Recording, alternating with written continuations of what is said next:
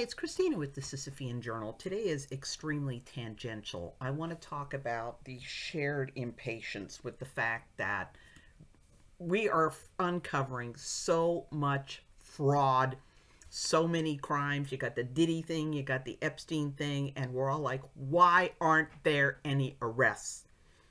And I want to give you two examples that I think explain why there aren't any arrests. All right? Locally, we have a man who was convicted this past summer of having murdered his wife 6 years earlier.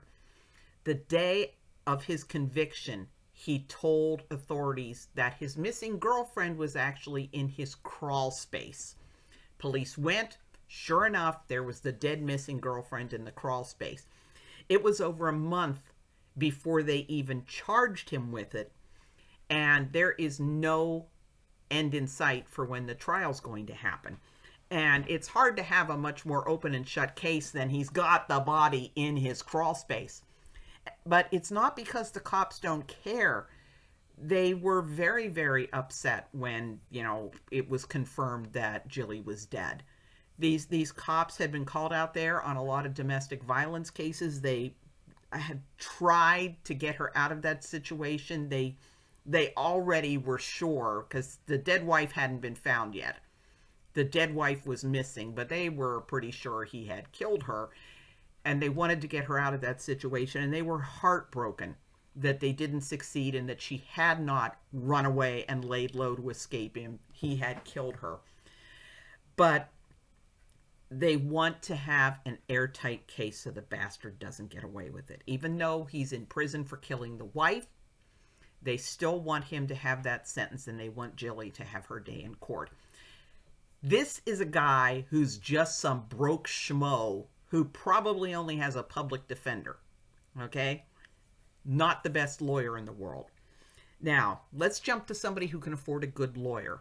Edward Campbell Allred, a.k.a. Fast Eddie. This is the guy who is credited with pioneering the 5-minute abortion, the assembly line abortion.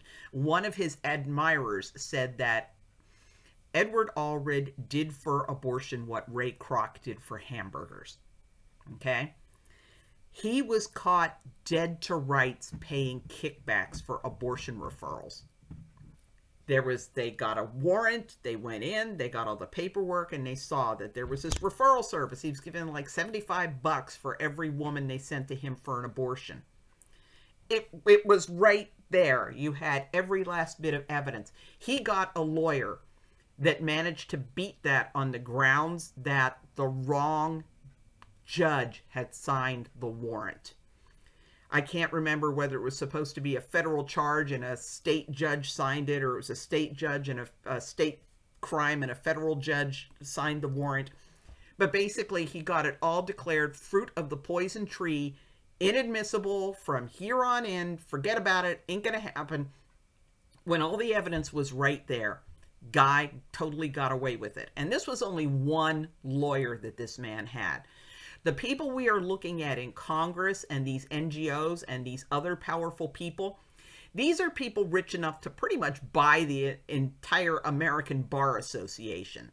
They can hire every big gun in the country. These cases against these people have to be absolutely airtight, or it's going to be like that situation with Fast Eddie Allred, where just one little loophole, he got the case thrown out. I'll give you another example of why you have to be careful. I have covered the story before of how William Baxter Waddle strangled an abortion survivor, a 32-week baby. Strangled this baby in a hospital nursery in front of several horrified nurses, a pediatrician, and an ER doctor. The cause of death for the baby was manual strangulation. Open and shut case, right? What more do you want?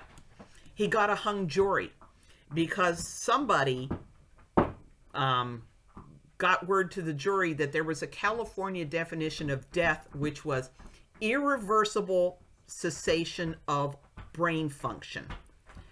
And Waddle's lawyer argued that because the baby had been exposed to saline in the womb and saline could cause brain damage, nobody had proved that this baby had brain function before he strangled her.